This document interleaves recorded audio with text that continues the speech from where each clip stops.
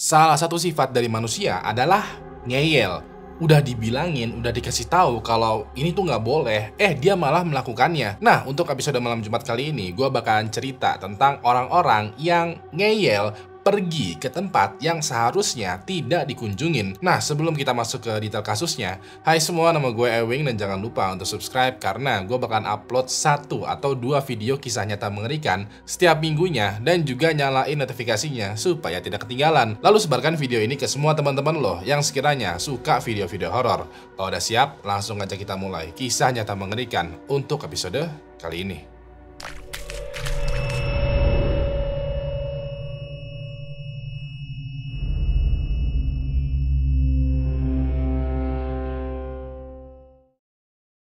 Ketiga, serbuk ajaib. Pada tanggal 24 September tahun 1987, ada seorang perempuan bernama Leide Ferreira yang tinggal bersama dengan orang tuanya di kota Goiânia, negara Brazil. Pada hari itu, pada saat dia bermain di dapur rumahnya, dia menemukan semacam kantong plastik gitu yang benar-benar menarik perhatiannya. Pas dia buka kantong plastik ini, ternyata isinya adalah debu atau serbuk gitu yang glowing, yang menyala-nyala abangku. Bentukan serbuk atau debu ini itu kayak pasir pantai atau gula gitulah, tapi bercahaya. Bisa dibilang mirip seperti serbuk-serbuk yang dikeluarkan oleh peri-peri ajaib. Leide yang terkesima ini ambil serbuknya lalu dia olesin ke tangannya, dan sekarang tangannya itu yang ikutan menjadi bercahaya, menjadi glowing. Leide benar-benar takjub ya, karena dia merasa dirinya ini seperti wah, princess nih. Lebih lanjut lagi, Leide itu mengambil roti lalu dia taburin tuh serbuk cahaya ini ke rotinya lalu dia makan. Namanya juga ya, mungkin ya di pikiran dia adalah kalau dia memakan serbuk ajaib ini, dia bakalan beneran menjadi ajaib. Tapi beberapa hari setelah dia memakan serbuk ajaib ini, Leide udah nggak ajaib lagi. Dia malah jadi meninggal. Lebih parahnya lagi adalah Leide dikubur di semacam peti mati yang sangat-sangat tertutup. Peti matinya ini terbuat dari besi metal, terus juga fiberglass. Pokoknya bukan peti mati yang terbuat dari kayu yang biasa digunakan di pemakaman. Peti matinya ini benar-benar khusus banget, benar-benar tebel banget lah. Wah, kayak terbuat dari besi yang benar-benar kuat banget. Lebih gak enaknya lagi adalah ketika Leide dikubur, banyak warga sekitar yang menentang. Menurut warga, walaupun Leide sudah meninggal dunia, sudah dikubur dalam-dalam menggunakan peti mati yang sangat tebal, warga takut kalau Leide bisa membahayakan warga sekitar. Dan seluruh ketakutan ini bersumber dari serbuk ajaib yang Leide temukan beberapa hari yang lalu. Nah, untuk mengetahui asal-usul dari serbuk ajaib ini, kita mundur dulu nih sekitaran seminggu atau 2 minggu sebelum Leide meninggal dunia. Jadi, pada tanggal 13 September tahun 1987, ada 2 orang pria bernama Robertos dos Santos dan juga Wagner Morta yang sehari-harinya itu bekerja sebagai pemulung. Pada masa itu, mereka berusaha nih mencari penghasilan tambahan dengan membobol sebuah bangunan yang udah terbengkalai semenjak 1 atau 2 tahun yang lalu. Tujuan mereka melakukan hal ini adalah mereka ingin kayak mengambil besi, perabotan, peralatan, pokoknya segala macam benda yang sekiranya bisa dijual di penadah atau di tukang loak, dia tuh pengen ambil. Bisa dibilang Roberto dan Wagner, mereka pada dasarnya adalah pemulung, tapi karena mendesak, sekarang mereka menjadi maling. Pada malam itu, kebetulan security dari bangunan ini itu tuh lagi masuk kerja. Alhasil, Roberto dan Wagner itu bisa masuk bangunan ini dengan bebas tuh. Begitu masuk, Roberto dan Wagner langsung mengambil beberapa perabotan yang sekiranya berharga. Nah, dari semua barang yang mereka ambil, mereka tertarik nih sama satu benda yang bentukannya seperti kapsul, tapi besarnya tuh segede lengan orang dewasa dan terbuat dari besi yang tebal. Pas mereka coba mau buka kapsulnya ini itu kayak keras banget, kayak susah banget gitu. Dari sini mereka berpikiran, apapun yang ada di dalam kapsul ini, isinya itu pasti barang berharga nih. Kalaupun isinya bukan barang berharga, mereka bisa jual nih kapsulnya itu loh, karena terbuat dari besi tebal, bakalan laku lah dijual. Ya udah deh, mereka ambil kapsul raksasa ini, bawa pulang, lalu mereka berusaha buka tuh dengan palu, linggis, dan berbagai macam alat pertukangan. Beberapa jam kemudian, pada saat mereka berdua masih berusaha membuka kapsul yang masih tertutup rapat, mereka berdua tuh ngerasa mual-mual dan muntah-muntah. Bahkan Wagner ini sempat sakit perut, diare, dan juga pingsan ketika sedang berada di toilet. Roberto yang tahu kondisinya Wagner itu langsung membawa dia ke rumah sakit. Hasil dari pemeriksaannya adalah ternyata tangannya Wagner ini itu tuh membengkak parah banget, seakan-akan kayak infeksi, dan dokter menyarankan untuk diamputasi. Dokter juga bilang besar kemungkinan penyebab dari sakitnya Wagner adalah keracunan makanan. Sementara itu, Roberto balik lagi nih ke rumahnya dan balik lagi tuh mengotak-atik kapsul besar misterius ini. Dia semakin kepo dengan isi dari kapsul ini karena kok susah banget untuk dibuka. Pas itu, Robert langsung mengambil kapak besar dan menghancurkan kapsul besar ini. Kapsulnya ini mulai kebuka tuh. Dan pas Roberto mengeluarkan isi kapsulnya, ternyata isinya itu ada semacam kapsul lagi. Tapi kali ini bentukannya kayak transparan gitulah. Dan pas Roberto keluarin isi kapsul yang transparan ini, ternyata isinya adalah serbuk ajaib yang berkilau dan menyala. Roberto bingung kayak, ini apa nih? Kok kayak pasir tapi bisa menyala dalam gelap. Roberto merasa kecewa karena ternyata isi kapsulnya itu tidak seperti yang dia harapkan. Ya udah deh, sekitaran tanggal 21 September tahun 1987, Roberto bawa nih kapsul besi, kapsul transparan, dan juga serbuk ajaib ini untuk dijual di tukang loak. Waktu itu, tukang loak yang didatangi adalah seorang bapak-bapak bernama The Fire Ferreira. Pas The Fire melihat kapsul dan juga serbuk ajaib ini, dia terkesima tuh. Dia menganggap kalau kapsul ini tuh semacam artefak ajaib kuno yang mempunyai kekuatan mistis. Ya udah deh, Deville beli nih kapsul dan juga serbuk ajaib ini dari Roberto. Setelah itu, Deville bawa nih kapsul dan serbuk ajaib ke rumahnya.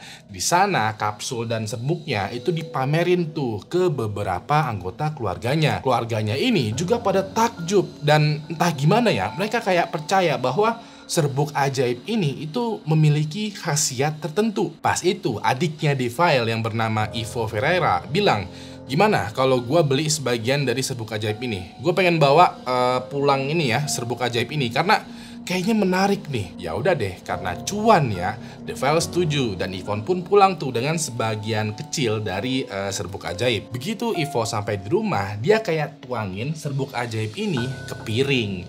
Setelah itu, Ivo pergi tuh melanjutkan aktivitasnya. Nah, pas di momen inilah, Lady Ferreira yang ternyata adalah dari Ivo Ferreira itu melihat serbuk ajaib yang glowing ini, dia taburin tuh di seluruh tubuhnya dan juga dia makan. Gak lama setelah memakan serbuk ajaib, Lady ini jatuh sakit dan sakitnya parah banget. Entah kenapa ya, seluruh organ di dalam tubuhnya Lady itu gagal berfungsi semua dan kondisinya juga kritis banget. Dokter di rumah sakit yang memeriksa Lady ini kebingungan karena mereka sendiri nggak tahu Lady sakit apa. Dokter pun akhirnya melakukan sedikit investigasi dan pas itu mereka baru aja mengetahui kalau Lady menjadi sakit kritis semenjak memakan serbuk ajaib ini. Dokter gali lagi nih, serbuk ajaib itu tuh apa yang dimaksud tuh. Dan setelah pemeriksaan singkat, apa yang mereka temukan adalah bencana tingkat nasional.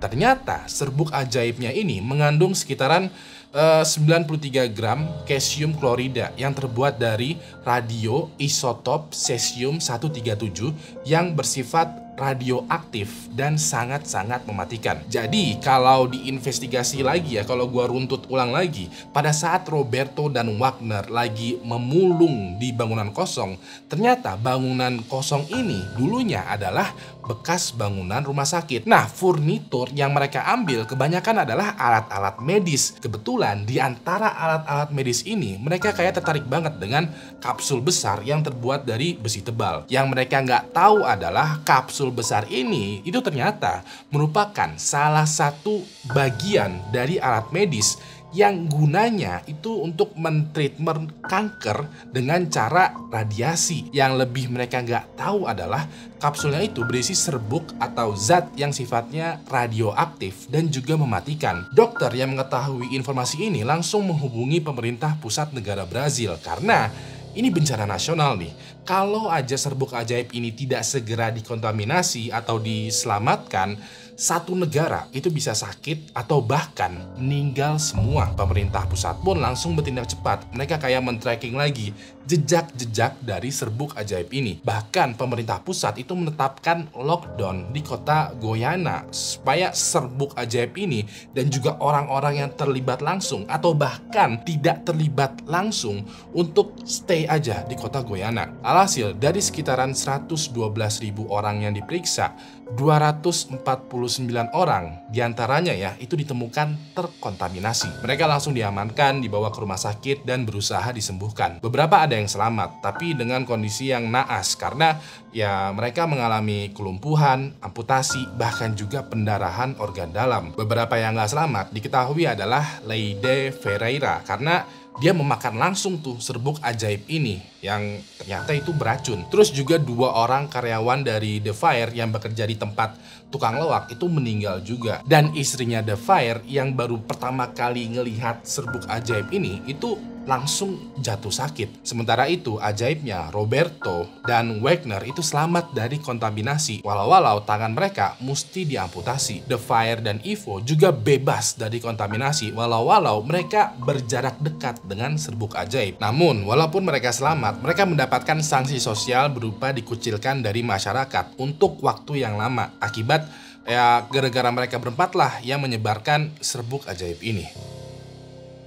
Kedua, teriakan dari dalam laut.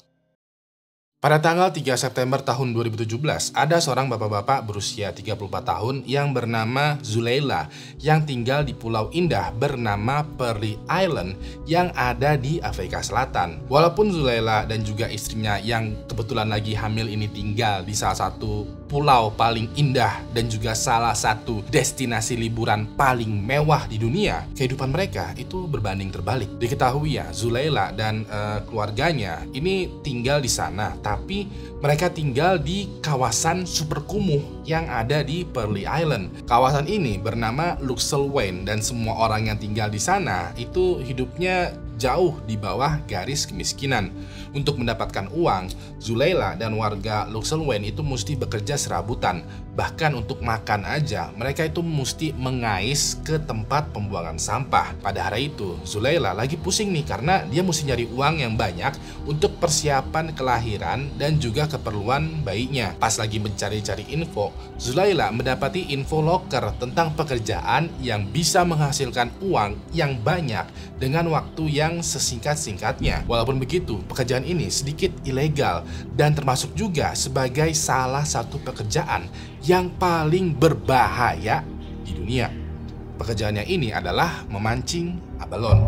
Buat yang belum tahu, abalon adalah semacam jenis kerang yang hidup di terumbu karang yang ada di dasar laut dangkal. Abalon ini termasuk hewan yang langka dan juga dilindungi di dunia ini. Maka dari itu, orang-orang yang memancing abalon itu bakalan berurusan langsung dengan hukum. Walaupun begitu, abalon di satu sisi ya merupakan salah satu kerang yang diminati banget oleh warga negara Cina. Mereka rela membayar mahal abalon ini karena di negara Cina, masakan menggunakan abalon itu dianggap sebagai hidangan yang mewah, berkhasiat, dan juga berstatus sosial tinggi. Dikarenakan hal inilah banyak warga dari Luxelwayn, termasuk juga Zuleila, yang nekat memancing abalon dan juga menghindari hukum supaya bisa merubah nasibnya. Tapi yang mereka mesti hindari itu nggak cuma hukum aja, mereka juga mesti menghindari salah satu penguasa laut paling sadis di dunia. Pada hari itu, Zuleila dan 2 orang temannya dari Luxelwayn ini yang senasib juga lah, itu siap-siap untuk memancing abalon nih. Kita sebut saja 2 orang temannya Zuleila ini dengan sebutan Fulan dan Fulano. Pada saat persiapan, mereka ini simpel aja kok.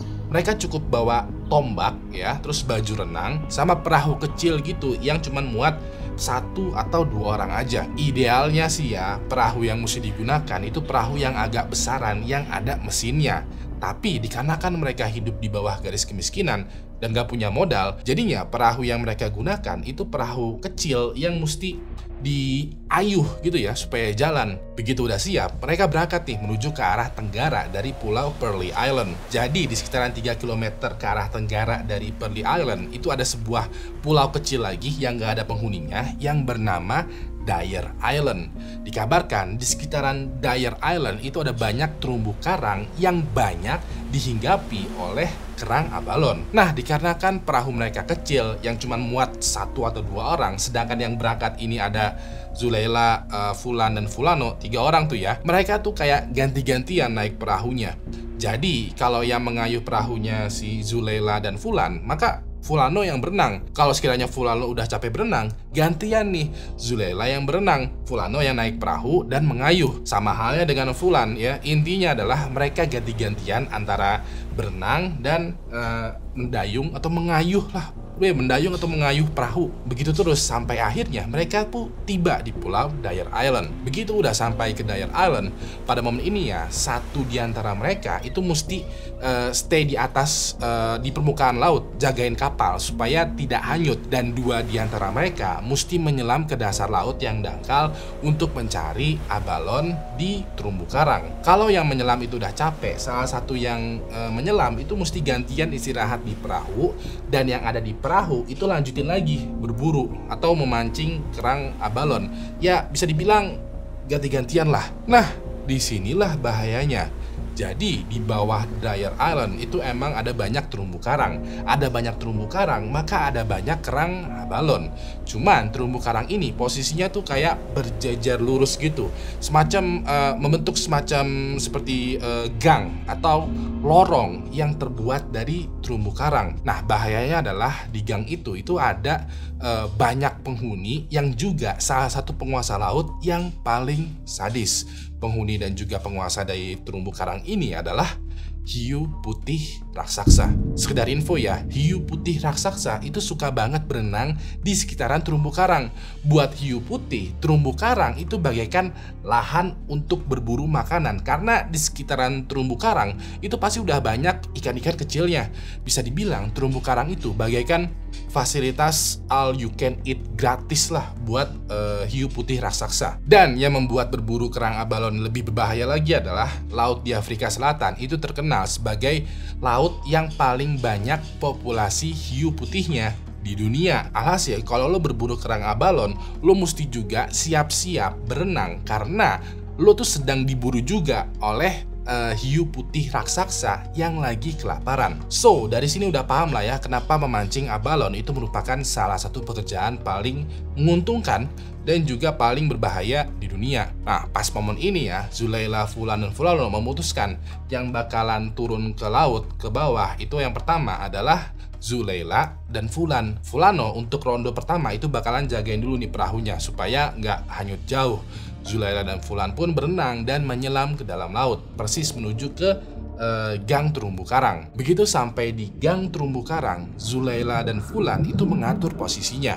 Jadi yang berenang, yang menjaga di depan itu adalah Fulan, yang jagain belakang itu adalah Zuleila. Jarak di antara mereka itu harus sekitaran 5-7 meter supaya kalau ada segerombolan hiu putih yang menyerang, salah satu dari mereka itu bisa kabur, dan yang diserang hiu itu mesti mengorbankan nyawanya. Again, sekali lagi, memancing abalon itu sangat-sangat menguntungkan karena taruhannya adalah nyawa. Ya udah deh, begitu posisi mereka udah diatur, Fulan di depan berenang nih ya, pelan-pelan di gang terumbu karang sambil juga ngelihat di celah-celahnya nih untuk mengambil kerang abalon. Sesekali Fulan survei dikit gitu, ngelihat situasi. Kira-kira ada nggak nih hiu putih yang lagi berenang? Aman nggak nih? Kalau sekiranya aman, Fulan bakalan nengok ke belakang, memberikan tanda ke Zuleila yang ada di belakang nih. Sama juga dengan Zuleila, dia bakalan jagain Fulan dari belakang tuh.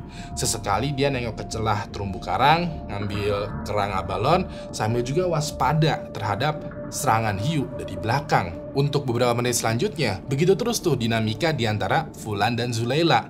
Sampai pada satu momen nih, Fulan kan melihat di depannya tuh nggak ada hiu nih. Sekiranya aman, Fulan nengok ke belakang tuh, memberikan tanda ke Zuleila. Pas nengok ke belakang, yang dia lihat adalah Zuleila.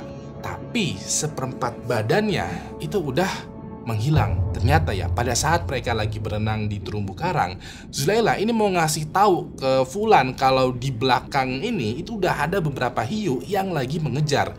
Tapi dikarenakan lo nggak bisa berteriak di dalam laut ya udah Zuleila nggak bisa ngasih tahu Fulan, pasrah aja. Besar kemungkinan pada saat serangan pertama dari hiu putih, Zulaila itu sempat melawan tuh dengan tombaknya. Tapi pas serangan selanjutnya, Zulaila kalah jumlah dan ujung-ujungnya seperempat badannya itu dimakan oleh hiu putih. Pada saat Fulan menengok ke arah Zulaila, sebenarnya Zulaila itu masih hidup. Dia kayak berusaha meminta pertolongan gitu, walau salah satu tangannya itu udah putus, udah buntung. Cuman sebagaimana yang udah gue jelaskan tadi ya, kalau salah satu di antara penyelam ada yang dimakan hiu, dia mesti mengorbankan nyawanya supaya penyelam yang lain itu bisa selamat. Fulan pun mau nggak mau berenang ke atas menuju ke permukaan laut, meninggalkan Zulaila. Di momen dimana Fulan muncul di perahu ya, bertemu dengan Fulano yang lagi standby, Fulano langsung paham kalau Zulaila itu tidak selamat dari perburuan abalon. Dari info yang gue dapatkan, dilaporkan di tahun itu aja udah terdapat 5 orang yang meninggal akibat dimakan hiu putih pada saat perburuan abalon. Walaupun begitu, menurut pemburu abalon, angka ini tuh nggak akurat karena 5 orang tadi adalah angka yang dilaporkan kepada polisi, angka yang masuk database. Angka yang sebenarnya itu bisa mencapai sekitaran 24 atau 36 orang meninggal per tahunnya. Alasan kenapa cuma 5 orang yang dilaporkan adalah karena berburu abalon itu kan termasuk aktivitas ilegal. Contohnya ya, kalau sekiranya Fulan atau Fulano melaporkan Zulaila ke polisi kalau dia baru aja meninggal akibat dimakan hiu putih pada saat berburu abalon, Fulan dan Fulano besar kemungkinan yang bakalan masuk penjara karena dinilai bersekongkol dalam aktivitas ilegal. Maka dari itu, kalau ada orang yang meninggal dunia akibat dimakan hiu pada saat berburu abalon, mereka bakalan diem-diem aja. Paling cuman ngabarin keluarga di rumahnya atau juga kerabatnya. Walaupun begitu, aktivitas perburuan abalon ini masih terus sering dilakukan sampai sekarang karena high risk, high reward, dan kepepet juga karena kebutuhan ekonomi. Cuman sekedar info aja ya, setiap kali melakukan aktivitas perburuan abalon, selalu aja ada yang menjadi tumbal. Pertama, dekat dengan alam. Pada tanggal 30 Juli tahun 1984, ada seorang wanita berusia 25 tahun yang bernama Brigitta Claudia Fradehagen yang berasal dari Switzerland. Waktu itu, Brigitta bersama dengan kakaknya yang bernama Andreas dan juga kakak iparnya yang bernama Junko meminta izin ke keluarga masing-masing untuk pergi naik gunung yang ada di Amerika Serikat. Diketahui ya, Brigitta, Andreas, dan Junko itu emang suka banget tuh liburan keliling dunia, khususnya camping di tempat-tempat yang masih hijau, alam luas, dan benar-benar alami banget. Dalam sesi liburan kali ini, tempat yang mereka kunjungin itu bernama kawasan Pelican Valley yang ada di Yellowstone National Park, Amerika Serikat. Sedikit gambarannya, Pelican Valley merupakan salah satu kawasan yang dikenal dengan padang rumput yang luas banget, banyak lembah-lembah kecil, dan juga beberapa spot hutannya. Pelican Valley ini juga masih benar-benar hijau dan alami banget. Seringlah kelihatan hewan liar seperti rusa, kuda liar, atau bahkan sapi liar lagi berkeliaran di padang rumput ini. Pada saat Brigitta, Andreas, dan Jugo sampai di Pelican Valley, mereka langsung mendirikan tendanya tuh di sebuah spot yang bernama Grand Village. Grand Village ini adalah spot camping dan juga komplek villa atau cabin gitu yang ada di luar Pelican Valley. Grand Village ini udah terbentuk dan teratur rapih karena mudah diakses, memiliki banyak fasilitas, aman dari hewan liar karena dijaga ketat oleh ranger, dan juga dekat dengan pemukiman warga. Bisa dibilang kalau Pelican Valley adalah padang rumput yang luas dan juga natural banget, Grand Village ini adalah tempat yang berdekatan, tapi ini spot khusus untuk liburan camping yang tingkat kesulitannya itu easy banget. Cocok lah buat orang yang pengen camping tapi nggak mau terlalu repot. Ketika Brigitta, Andreas, dan juga udah settle nih tendanya, mereka muter-muter tuh keliling Grand Village, melihat berbagai macam aktivitas peternakan, mencoba kuliner lokal, bahkan juga mandi di pemandian air panas yang ada di sana. Mereka bertiga having fun karena mereka emang suka liburan yang dekat dengan alam dan juga kehidupan warga lokal. Sampai besok harinya, Brigitta ini packing lagi tenda dan semua perlengkapannya. Andreas dan Junko ini bingung karena kok tumben lo packing lagi? Baru semalam kita tidur di sini loh. Ada masalah kah yang kita nggak tahu? Pas itu Brigitta menjawab, no, nggak ada masalah kok. Gue seneng aja, gue happy aja, gue enjoy kok. Cuman gue lagi pengen lebih dekat lagi dengan alam. Brigita lalu menjelaskan kalau Grand Village ini itu kayaknya terlalu mudah buat dia karena di dekat lahan camping itu masih ada MCK atau toilet umumnya, masih ada rumah warga, masih ada tuh orang yang jualan di luar. Sebenarnya nggak ada yang salah dengan hal tersebut. Tapi ya hal-hal tersebut ngebuat Brigita kayak kurang puas menikmati alamnya. Brigita lebih lanjut lagi menjelaskan kalau dia tuh lagi pengen menikmati alam yang bener-bener masih natural, masih mentah banget dan lebih dekat lagi. Andreas dan Junko paham tuh dengan perasaan Brigita yang kayaknya jiwa petualangannya itu lagi meronta-ronta nih. Mereka berdua pun nanya, "Ya udah, kamu mau camping di mana? Biar kita packing dan juga camping nemenin kamu." Jadi kita bilang kalau dia tuh pengen camping langsung di dalam Pelican Valley-nya. Dan no, gua nggak mau ditemenin. Gua mau camping sendirian supaya gue bisa bener-bener dekat dengan alam. Nah, sedikit ada perdebatan tuh di antara Andreas, Junko, dan juga Brigita. Cuman dikarenakan Brigita kekeh banget lagi pengen camping sendiri di tengah alam yang masih natural banget, ya udah deh, Andreas dan Junko juga mengalah. Andreas dan Junko itu mengantarkan Brigita tuh ke spot untuk masuk ke Pelican Valley untuk mengurus perizinan gitu kepada ranger. Begitu sampai di sana, ranger mengira kalau mereka bertiga yang bakalan camping di dalam Pelican Valley. Cuman pas itu ternyata hanya Brigita doang yang bakalan camping. Dan ranger ini pun kayak nggak setuju. Menurut peraturan, kalau lo mau camping di Pelican Valley, setidaknya lo mesti bertiga atau nggak berempat dalam satu regu camping. Lagi-lagi terjadi perdebatan di antara Brigita dengan Ranger. Brigita kayak ngotot kalau gua tuh udah pengalaman camping di berbagai macam tempat yang ada di dunia. Peralatan gue juga lengkap dan gue punya pengetahuan lah mengenai dunia perkemahan. Bisa dibilang Brigita kayak, "Weh, gue udah jago nih." Well, dikarenakan Brigita keras kepala ya, Ranger akhirnya mengizinkan dia untuk camping di dalam Pelican Valley. Cuman selama 24 jam aja. Pokoknya 24 jam atau sehari lagi, Brigita harus balik lagi ke pos penjagaan untuk absen, baru deh camping lagi. Ranger pun kayak memberikan peta kepada Brigita, kayak coba deh tunjukin sekiranya spot yang bakalan menjadi lokasi camping lo nanti. Kita tunjuk tuh, dan setelah selesai urusan administrasi ya udah deh, Brigita pun pamit kepada Andreas dan Junko. Setelah itu Brigita jalan masuk tuh ke dalam Pelican Valley sendirian. Besoknya kurang lebih sekitaran 20-22 jam semenjak Brigita pergi sendirian masuk ke Pelican Valley, Andreas dan Junko ini udah berada di pos penjagaan lagi nih. Waktu itu mereka berdua nanya ke Ranger kayak, "Apakah Brigita udah sampai lagi di sini, Pak?" Ranger bilang, "No, tapi dia seharusnya tuh udah ada di sini nih.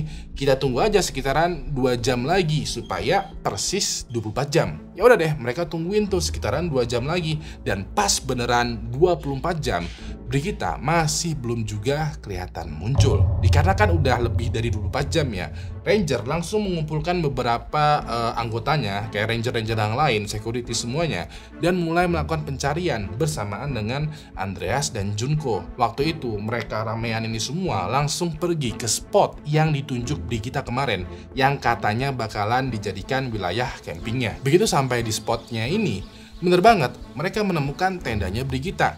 Tapi anehnya adalah pas mereka coba intip ke dalam tenda, Brigitanya itu udah nggak ada. Di sini mereka mulai bingung.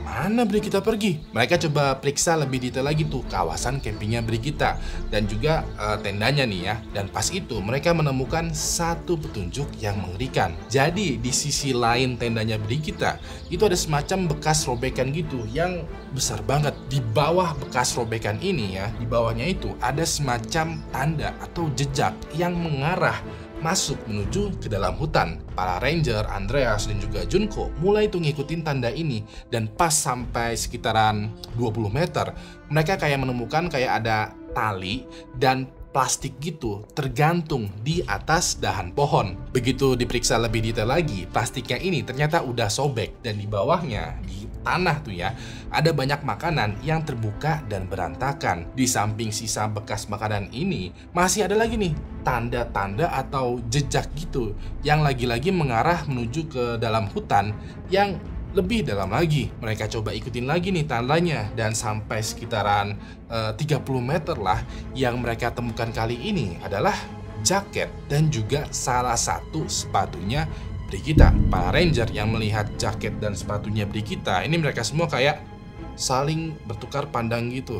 Dan pas itu, sepersekian detik aja ya, mereka kayak langsung paham gitu lah, manggut-manggut. Pas itu, para ranger langsung mengeluarkan senapan mereka, dicek pelurunya, atau bahkan mereka kayak reload gitu. Mereka ikutin lagi nih, lanjut lagi, menelusuri tanda atau jejak yang ada di tanah. Dan sekitaran 80 meter kemudian, mereka akhirnya menemukan Brigita, atau sisa dari tubuhnya Brigita. Jadi yang mereka temukan pada saat itu adalah jenazahnya Brigita yang udah nggak utuh karena udah hampir terkoyak habis. Andrea dan Junko ini langsung shock karena mereka nggak nyangka kalau campingnya Brigita yang niatnya ingin dekat dengan alam, malah jadi pindah alam. Singkat cerita, investigasi pun dilakukan dan hasilnya adalah pada dasarnya ya, nggak ada yang tahu apa yang sebenarnya terjadi terhadap Brigita. Tapi berikut ini adalah besar dugaan cerita mengenai apa yang sebenarnya terjadi terhadap Brigita. Jadi pada saat Brigita udah sampai di spot campingnya, dia langsung mendirikan tenda dan unpacking perlengkapannya.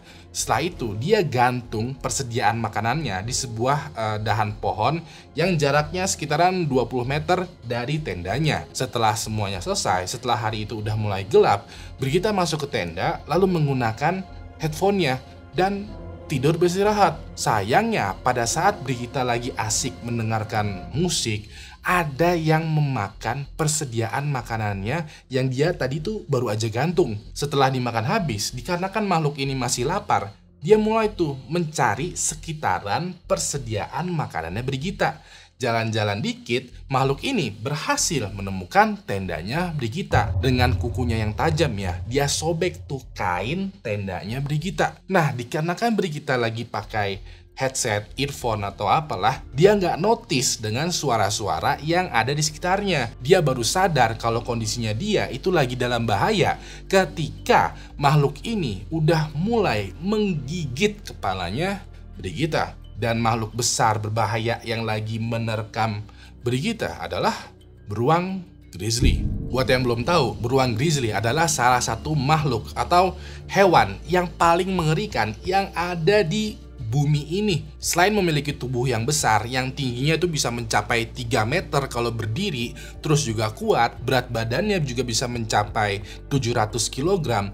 Beruang grizzly itu juga terkenal dengan kebrutalannya. Diketahui ya, pada saat beruang grizzly menyantap mangsanya, beruang grizzly itu mengusahakan kalau mangsanya ini dimakan masih dalam keadaan hidup. Jadi kalau beruang grizzly makan hewan, dia tuh suka makan kakinya dulu, tangannya dulu, lalu baru deh badan atau kepalanya. Dan itulah yang besar kemungkinan terjadi kepada Brigita. Besar kemungkinan pada saat kepalanya digigit oleh beruang grizzly, Brigita itu melawan dong, memberontak. Pada momen ini, beruang grizzly langsung mentabok badannya Brigita.